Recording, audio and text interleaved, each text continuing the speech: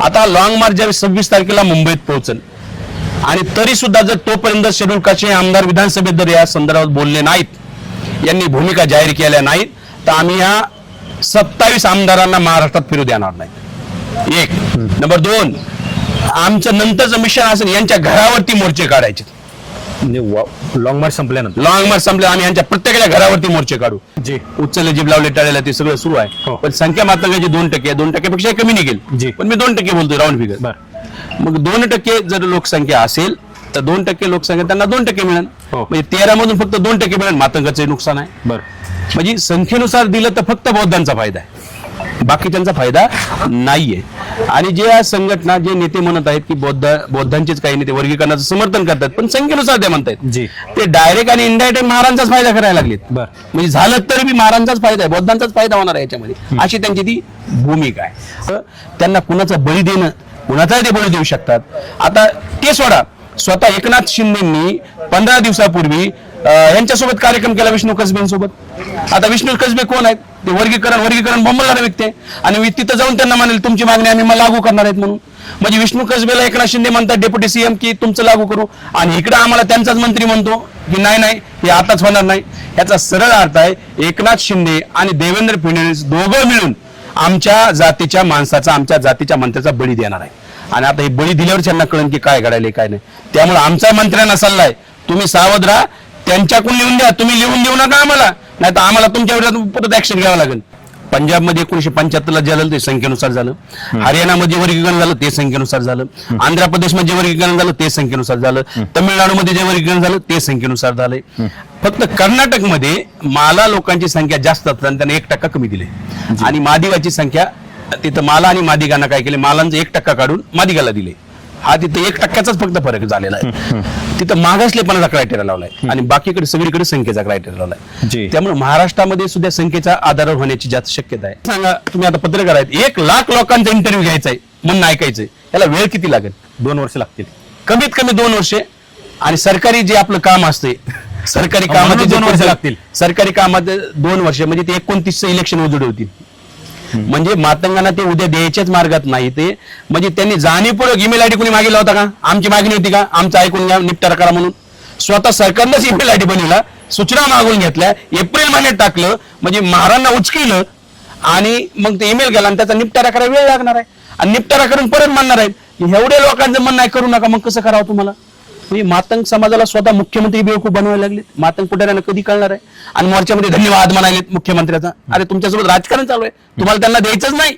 मी अहिल्यानगरच्या शेवटच्या गावामध्ये वाडेगव्हाण गावामध्ये आहे आणि हा 150 किलोमीटर बरोबर 150 किलोमीटरचा अंतर कापून लॉंग मार्च जो उपवर्गीकरणाच्या विरोधामध्ये या ठिकाणी मुंबईपर्यंत जाणार आहे. हा 150 किलोमीटरचा अंतर पार करून जाणारा लॉंग मार्च वाडेगव्हाण या गावामध्ये पोहोचलाय. दुपारचं जेवण त्यांचं या लॉंग मार्चच्या चालत असणाऱ्या भीमसैनिकांचं जे आहे ते या ठिकाणी जेवणाची व्यवस्था इथल्या स्थानिकच्या कार्यकर्त्यांकडून करण्यात आलेली आहे आणि ते या ठिकाणी विश्रांतीसाठी थांबलेले आहेत. माझ्यासोबत सिद्धार्थ शिंगारे सर आहेत, विचारणार आहे. सर, लॉंग मार्च या ठिकाणी 150 किलोमीटरपर्यंत पोहोचलेला आहे, काय परिस्थिती होती आणि आता कसा प्रतिसाद आहे? प्रशासनाकडून काही मागणी आहे का, थांबा म्हणून आहे का, काही सूचना आहेत का, किंवा चर्चेसाठी काही बोलावणं आलेलं आहे का प्रशासनाकडून? आता लॉंग मार्च आम्ही 10 जूनला सुरुवात केली आणि 10 जूनला सुरुवात झाल्यानंतर पहिल्या दिवसापासूनच लोकांचा प्रचंड प्रतिसाद मिळत आहे. जी गावोगावी लोक स्वागत करत आहेत, हार घालत आहेत, फटाके फोडत आहेत, रॅली काढत आहेत. मोठ्याल्या मंगल कार्यालयामध्ये आमची राहण्याची व्यवस्था आहे, जेवणाची व्यवस्था आहे, फळं देत आहेत, पाण्याच्या बॉटली देत आहेत, झेंडे मागितले झेंडे देत आहेत, टी शर्ट देत आहेत, रेनकोट देत आहेत. खूप साऱ्या गोष्टी त्या प्रोव्हाइड करत आहेत लोक. म्हणजे लोकांचा प्रतिसाद प्रचंड आहे.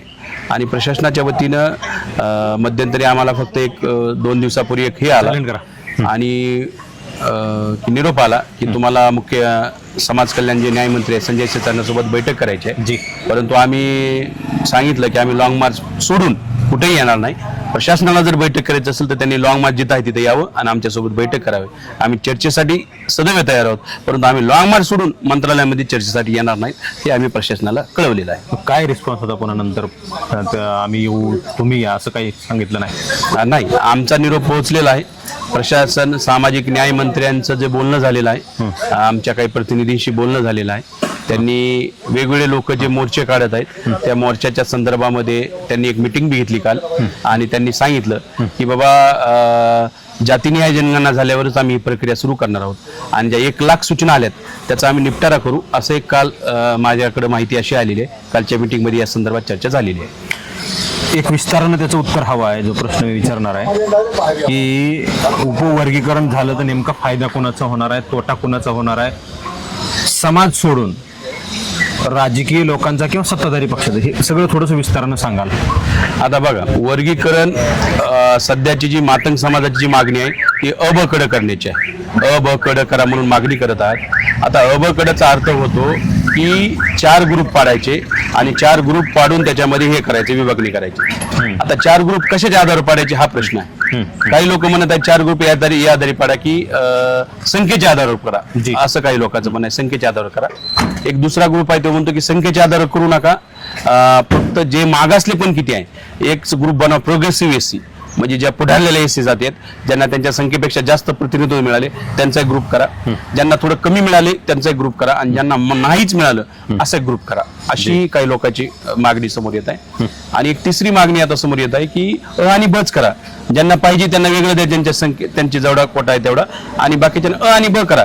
बाकीच्या जवळपास शेड्यूल कास्ट 59 जाती आहेत. 59 जाती तर तुम्ही विभाजन का करता त्यांची इच्छा नसताना? असे सध्या 3 मतप्रवाह सुरू झालेले आहे.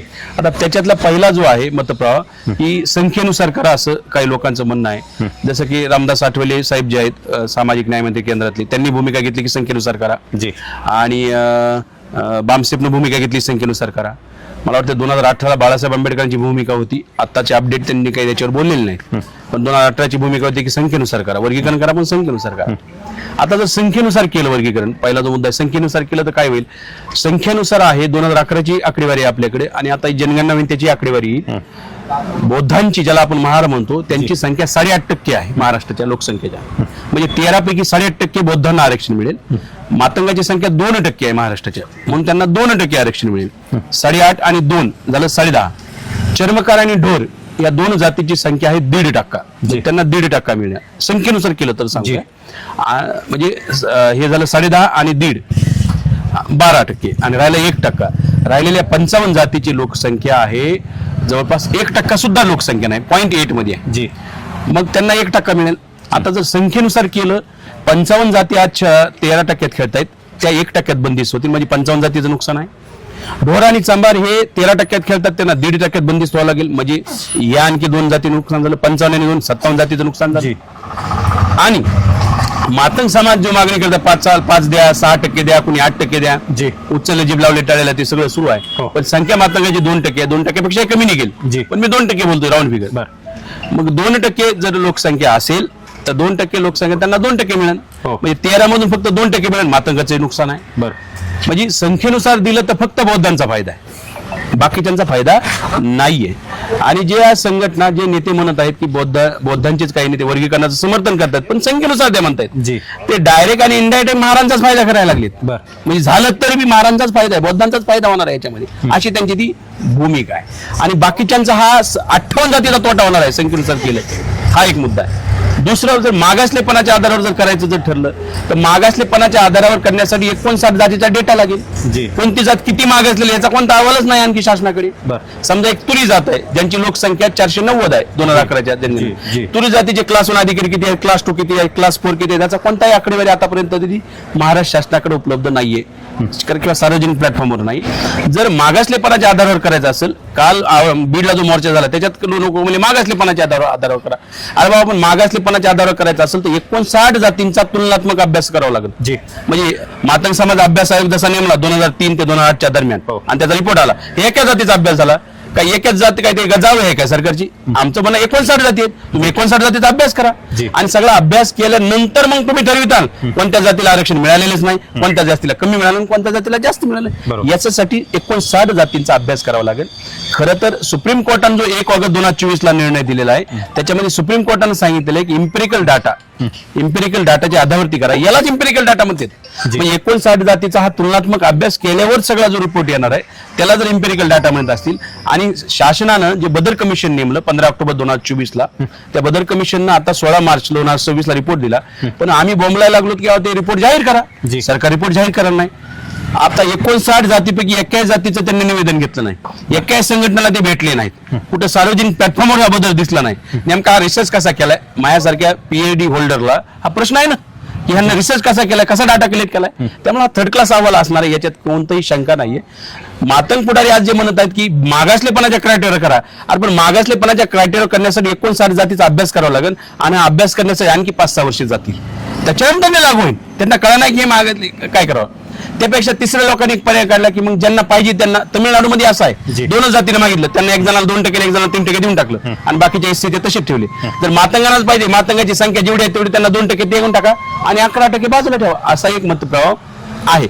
असं जर बघितलं तर हे झालं कुणाचा फायदा आणि कुणाचा तोटा. परंतु जे लोक मागणी करत आहेत मातंग समाजाचे मागणीमध्ये प्रमुख आहेत अमित गोरखे, जे की भाजपचे आमदार आहेत आणि भाजपचे आमदार आहेत.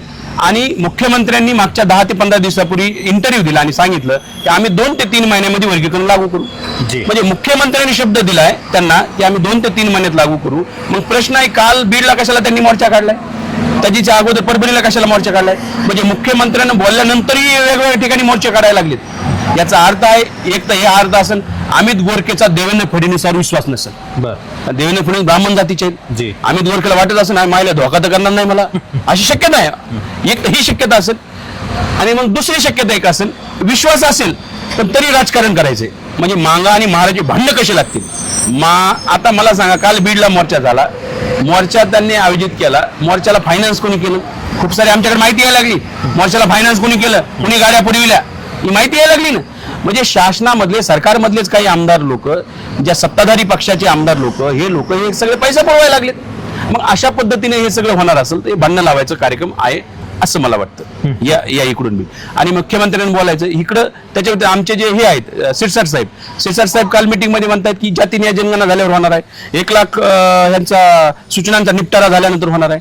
मुख्यमंत्री वेगळं बोलतायत आणि शिरसाट साहेब वेगळं बोलतायत, अशी सगळी परिस्थिती आहे सध्या. तुम्ही आरक्षण जे काही संख्येनुसार झालं असं तर दलितांचा फायदा होईल, कुणाचा बुद्धिस्टांचा फायदा होईल किंवा मग आंबेडकरी चळवळीच्या लोकांचा, मग मातंगांना सोडून फायदा होईल असं म्हटलं. म्हणजे तुम्ही आता सगळं ते फोडून सांगितलं, विस्तारानं सांगितलं. मग उपवर्गीय विरोधात जाण्याचं काय कारण आहे? तुम्ही काय विरोध करता? हा, जर संख्येनुसार झालं, बघा पंजाबमध्ये 1975 ला झालं ते संख्येनुसार झालं, हरियाणामध्ये वर्गीकरण झालं ते संख्येनुसार झालं, आंध्र प्रदेशमध्ये वर्गीकरण झालं ते संख्येनुसार झालं, तामिळनाडूमध्ये जे वर्गीकरण झालं ते संख्येनुसार झालंय.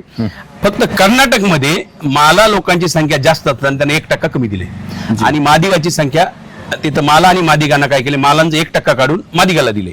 हा तिथे 1%च फक्त फरक झालेला आहे. तिथं मागासलेपणाचा क्रायटेरिया लावलाय आणि बाकीकडे सगळीकडे संख्येचा क्रायटेरिया लावलाय. त्यामुळे महाराष्ट्रामध्ये सुद्धा संख्येच्या आधारावर होण्याची जास्त शक्यता आहे. परंतु आमचं म्हणणं आहे की महारांची संख्या जास्त आहे, 8.5% महार आहे. 2011 चे जनगणनेचे रिपोर्ट्स आहेत माझ्याकडे. त्या रिपोर्ट्सनुसार 30 लाख लोकांनी सांगितलं आमची जात महार आहे आणि धर्म हिंदू आहे. 50 लाख लोकांनी सांगितलं आमची जात महार आहे, धर्म बौद्ध आहे. हे झाले 80 लाख महार. परंतु 15 लाख लोक असे होते ज्यांनी फक्त बौद्ध आहे असंच सांगितलेलं आहे. तेही महारच आहेत पण त्यांनी फक्त बौद्धांचा उल्लेख केलाय. त्यामुळे सरकारनं बार्टीने जो अहवाल प्रकाशित केला त्याच्यामध्ये सांगितलं की जर 100 एससीचे लोक असतील तर 62 महार आहेत, 19 मातंग आहेत, 12 चांभार आहेत आणि बाकीचे 8 आहेत 56 जातीचे लोक. परंतु ही आकडेवारी बी खोटी आहे. 15 लाख त्याच्यात ऍड करावं लागणार आहेत आणखी, तर तो आकडेवारी बनून 100 मध्ये 70 महार आहेत, 15 मातंग आहेत, 10 चांभार आहेत आणि बाकीचे 56 जातीची 5 किंवा 6 संख्या येऊन जाईल. तर यानुसार जरी बघितलं तर महारांचा फायदा आहे. पण आम्ही विरोध का करायला? विरोध करण्याचं प्रमुख कारण नंबर 1 हे आहे की शेड्यूल कास्टला जे आरक्षण मिळतं ते आर्टिकल 341 नुसार मिळतं संविधानाच्या. आणि त्याच्यामध्ये संविधानाच्या आर्टिकल 341 मध्ये काना मात्रा वेलांटी जरी बदलायची असेल तर तो अधिकार संसदेचा आहे, तो अधिकार राज्याचा नाहीये. हा निर्णयच मुळात संविधानाच्या विरोधात जाऊन दिलाय सुप्रीम कोर्टाने. सगळ्या इतर राज्यांमध्ये सुद्धा हे संविधानाच्या विरोधात सगळं आहे चालू आहे सगळं. कारण वर्गीकरण करण्याचा राज्याला अधिकारच नाहीये. तो अधिकार जर जर तुम्ही संविधानाचा अभ्यास केला तर तो अधिकार पार्लमेंटचा आहे. म्हणजे पार्लमेंटनं राष्ट्रीय लेवलला वर्गीकरण करावं मग करायचं असेल तर त्यांना ती पॉवर आहे संविधानाने दिलेली. बघा संविधानामध्ये जे विषय असतात काही विषय राज्याचे विषय आहेत, काही विषय केंद्राचे विषय आहेत, काही विषय कॉन्करंट विषय आहेत, दोन्ही राज्य हे करू शकते.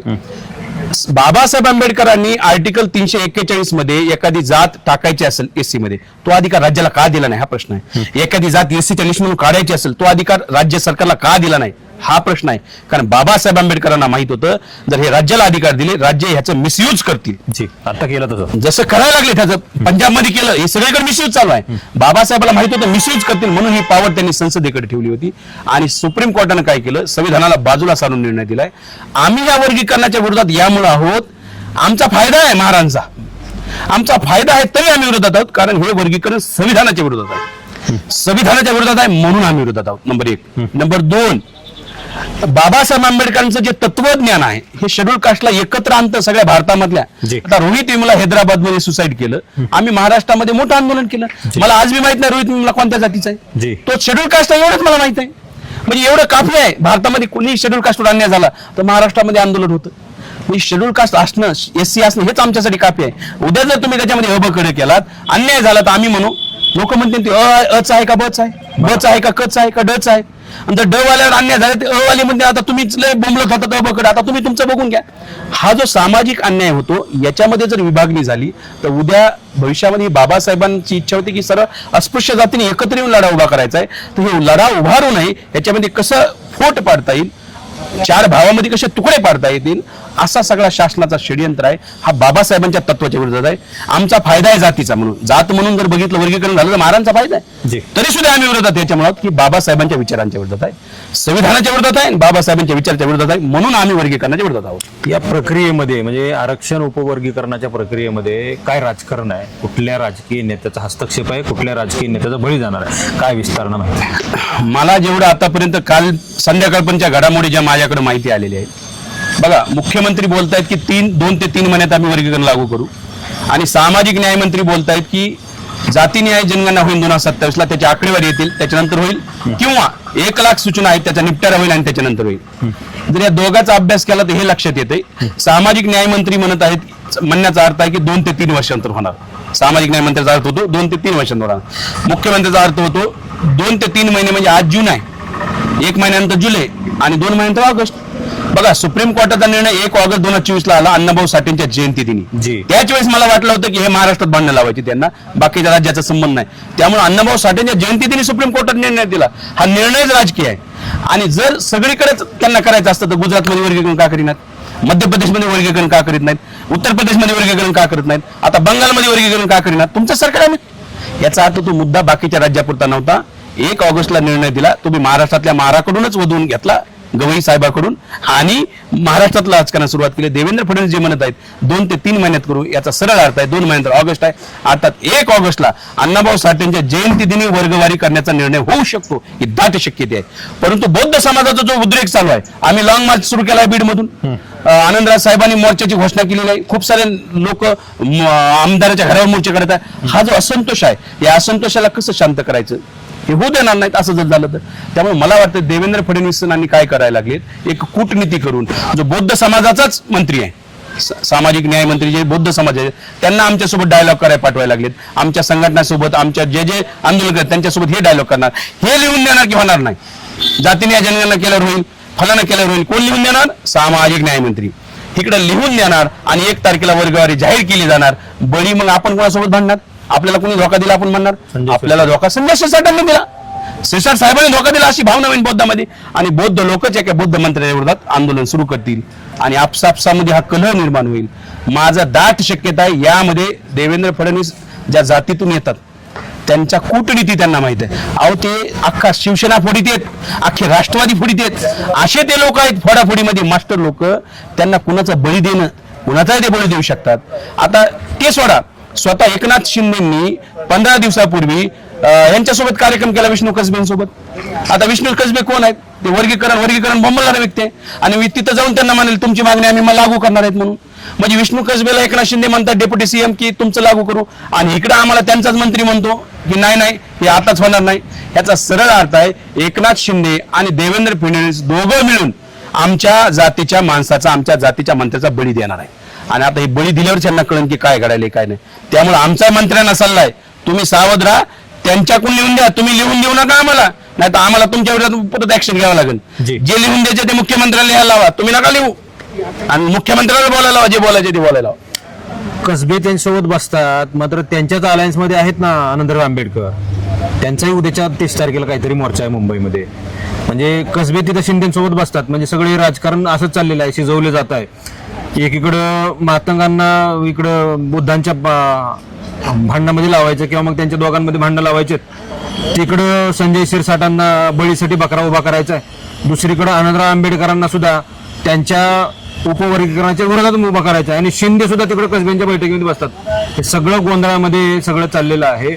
हे सगळं कशासाठी चाललेलं आहे, म्हणजे शिंदे तिकडे आनंदराव आंबेडकरांना घेऊन बसतात, आनंदराव आंबेडकर उपवर्गीकरणाच्या विरोधात मोर्चा काढतात, कसब्यांना शिंदे घेऊन बसतात, फडणवीस शिरसाटांना सांगायला लावणार आहेत, जसं तुम्ही सांगितलं तसं.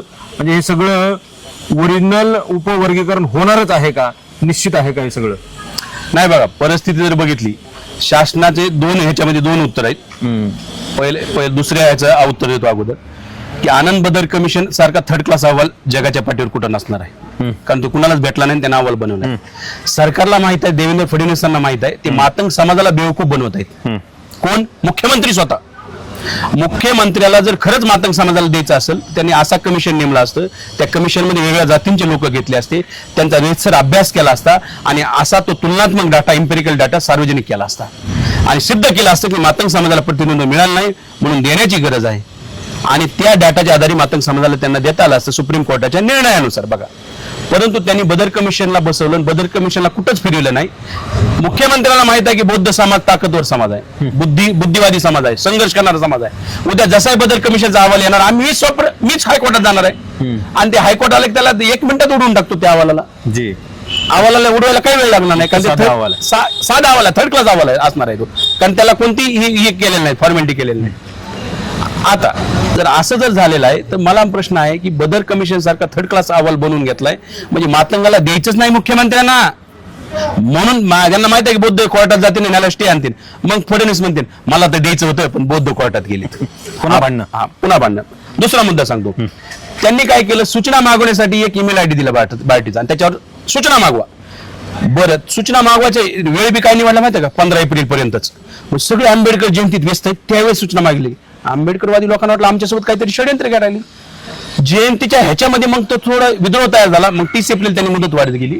मला सांगा, आंबेडकर जयंतीच्या ह्या काळात काहीतरी सूचना मागवल्या, त्यामुळे आंबेडकर जयंतीच्या सगळ्या कार्यक्रमामध्ये असंतोष निर्माण झाला, आणि लोकांनी 85,000 ईमेल केले, 1,00,000 ईमेल गेले, त्याच्यातले 85 आंबेडकरवाद्यांचे आहेत, वर्गीकरण नको म्हणून. बरं, त्यांनी त्याच्या GR मध्ये काय काढले की आम्ही याचा निपटारा करणार, प्रत्यक्ष बोलून विचारणार आहेत. आता मला सांगा, तुम्ही आता पत्रकार आहेत, 1,00,000 लोकांचा इंटरव्ह्यू घ्यायचा आहे, म्हणून ऐकायचंय, याला वेळ किती लागेल? 2 वर्ष लागतील, कमीत कमी 2 वर्षे. आणि सरकारी जे आपलं काम असते, सरकारी कामाचे 2 वर्ष लागतील, सरकारी कामात 2 वर्ष, म्हणजे ते 29चं इलेक्शन उजड होतील. म्हणजे मातंगांना ते उद्या द्यायच्याच मार्गात नाही ते, म्हणजे त्यांनी जाणीवपूर्वक ईमेल आयडी कोणी मागितला होता का? आमची मागणी होती का आमचं ऐकून घ्या, निपटारा करा म्हणून? स्वतः सरकारनंच ईमेल आयडी बनवला, सूचना मागून घेतल्या, एप्रिल महिन्यात टाकलं, म्हणजे महारांना उचकिलं, आणि मग ते ईमेल गेला, आणि त्याचा निपटारा करायला वेळ लागणार आहे, आणि निपटारा करून परत म्हणणार आहेत. एवढ्या लोकांचं म्हणणं नाही करू नका, मग कसं करावं तुम्हाला? म्हणजे मातंग समाजाला स्वतः मुख्यमंत्री बेवकूफ बनवायला लागले. मातंग पुढाऱ्यांना कधी कळणार आहे? आणि मोर्चामध्ये धन्यवाद म्हणालेत मुख्यमंत्र्याचा. अरे, तुमच्यासोबत राजकारण चालू आहे, तुम्हाला त्यांना द्यायचंच नाही. द्यायचं जर असतं ना, तुमच्यासाठी तालुक्याला हॉस्टेल सुरू केली असते. जे मातंग समाज अभ्यास आयोगामधले ज्या शिफारशी आहेत, मातंग पोरांसाठी तालुक्याला हॉस्टेल सुरू करा, त्याला का चालू करणार तुम्ही? जिल्ह्याला हॉस्टेल चालू करा, ते का चालू करणार? ते सोडा सर. ज्या मातंग कुटुंबाकडे जमीन नाही, त्यांना पडीक जमीन 5 एकर आणि बागायती जमीन 2.5 एकर देण्याचा त्या अहवाला शिफारस आहे, आणि ते शिफारस स्वीकारल्या. त्याचा GR आहे माझ्याकडे 2011चा, 68 केले नाही. अहो, शिफारस स्वीकारला, GR काढला, आणि मातंगांना जमिनीत दिल्या नाहीत. ते GR मध्येच खुश आहेत. माझा प्रश्न आहे, त्या GR ला घेऊन कोर्टात गेलं पाहिजे. तुम्ही म्हणला होता आम्हाला जमीन देणार 5 एकर आणि 2.5 एकर, का दिल्या नाही? चला सांगा, किती मी दाखवू तुम्हाला भूमिहीन मातंग. बरं, मातंग समाजाला राशन दुकान देणार, किती दिलेत राशन दुकान? तर आकडेवारी सांगा, श्वेतपत्रिका काढा. मातंग समाजाला सूतगिरण्या देणार, किती दिल्या सूतगिरण्या? ह्याच्यावर ते काहीच पुढारी बोलणार. म्हणजे मातंग समाजाचं शैक्षणिक आणि आर्थिक उन्नती होईल याच्या संदर्भात एकनी मागणी नाही. फक्त भांडणं कसे लागतील? कारण हे नेते भाजपचे दलाल आहेत, RSS माइंड काम करणारे आहेत. म्हणून ते मातंगाचं त्यांना काही घेणं नाही, शैक्षणिक विकासाचं आणि आर्थिक विकासाचं. देवेंद्र फडणवीस जेवढे सांगाले त्यानुसार आंदोलन करायलेत आणि हे सगळे सरकारी पैशातून व्हायला लागले. सरकारी सत्ताधारी यांना पैसे पुरवलेत, त्याच्यातून हे मोर्चे बिर्चे सगळं सुरू आहे यांचं. आणि तुमच्या दुसरा एक त्याच्यात प्लस मुद्दा होता आनंदराज आंबेडकर साहेबाबद्दल तुम्ही एक बोलला होता. तर तो मुद्दा काय माहिती आहे, आनंदराज साहेबांची आणि शिंदे सेनेची युती आहे, भाजपची नाही. शिंदे गटासोबत त्यांचा अलायन्स मागली घोषित झालं होतं. म्हणजे युतीत नाही येते त्यांची अलायन्स शिंदे गटासोबत आहे जेवढं मला माहित आहे. हा, त्यांचं भाजपसोबत अलायन्स नाही, शिंदे गटासोबत अलायन्स आहे. म्हणजे शिंदे गट आणि त्यांचं साठवणूक झालेलं आहे आणि शिंदे गटावर भाजपचा अलायन्स आहे.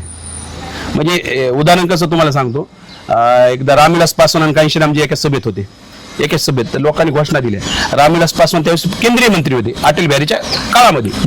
तर लोकांनी कार्यकर्त्यांनी घोषणा दिला, बच्चा बच्चा भीम का, रामविलास के टीम का.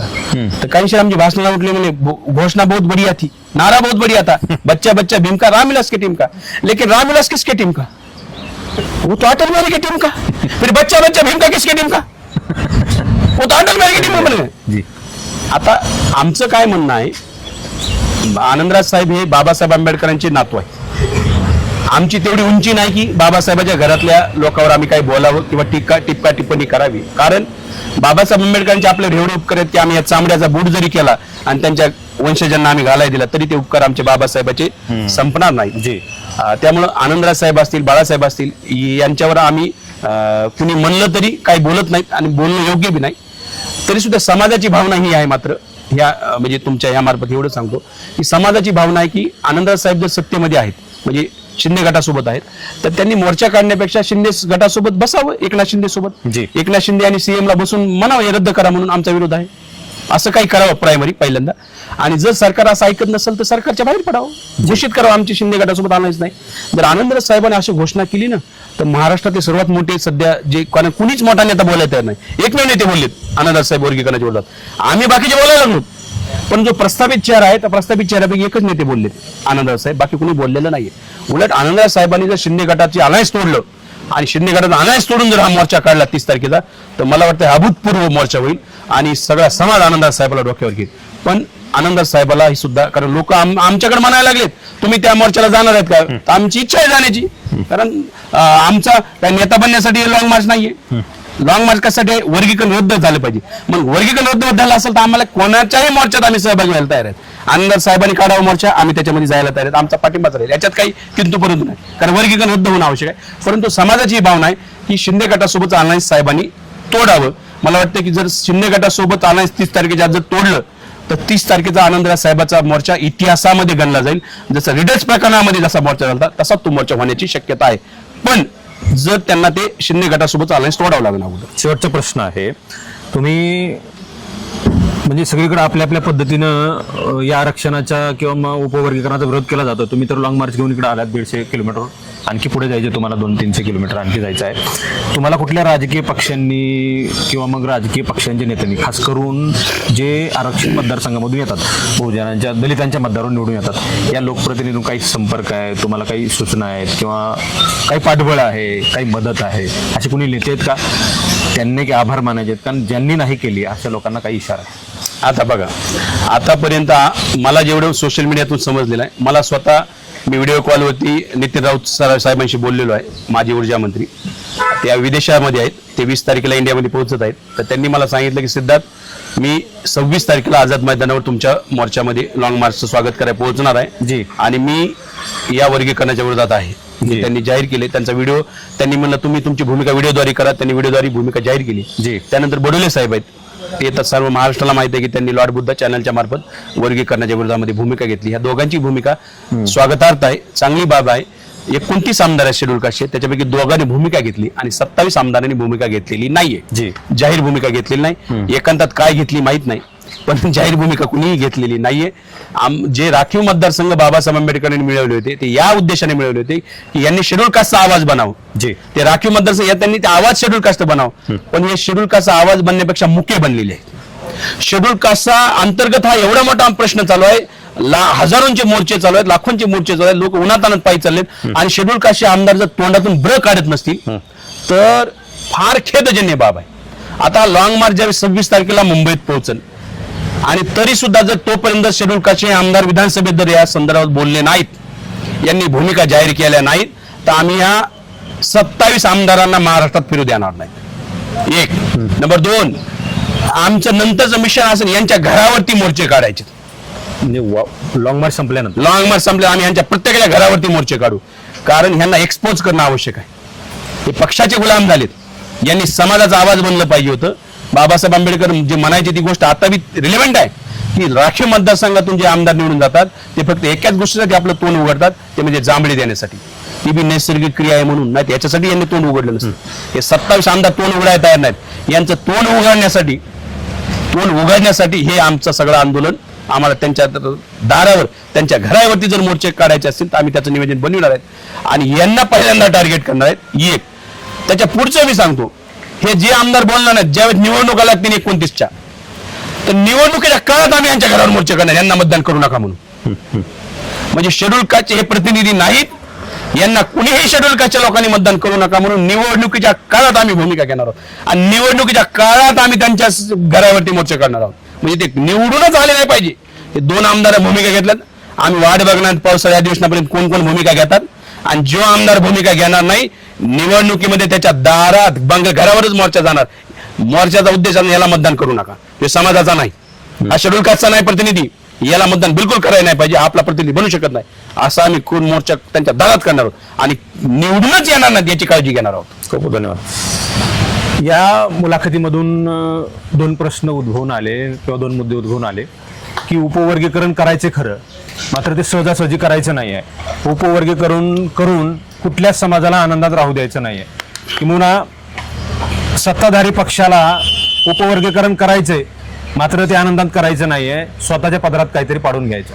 म्हणजे काय पाडून घ्यायचं आहे, तर 2 समाजामध्ये तेढ लावायची आहे, ती लागतच नाहीये. मी मागच्या इंटरव्ह्यूमध्ये सुद्धा प्रश्न उपस्थित केला होता आणि माझ्या माध्यमातून सुद्धा सांगितलं होतं, मराठी महाराष्ट्र माध्यमातून, की काहीही केलं तरी वाद लागतच नाहीत मातंग आणि इकडं बुद्धिस्टांमध्ये.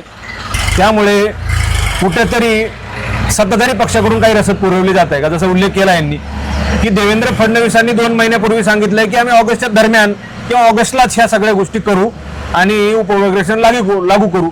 मात्र तरी सुद्धा भारतीय जनता पार्टीचे अमित गोरखे आणि त्यांचे जे काही अलायन्स असणारे किंवा मग त्यांच्याशी संलग्न असलेले लोक हे मोर्चा का काढतायत, मातंग समाजाकडून मोर्चा का काढला जातोय. देवेंद्र फडणवीसांनी जाहीर सांगितलं, मुख्यमंत्र्यांनी तेच करते धरते आहेत, तरी सुद्धा मोर्चे काढले जात आहेत.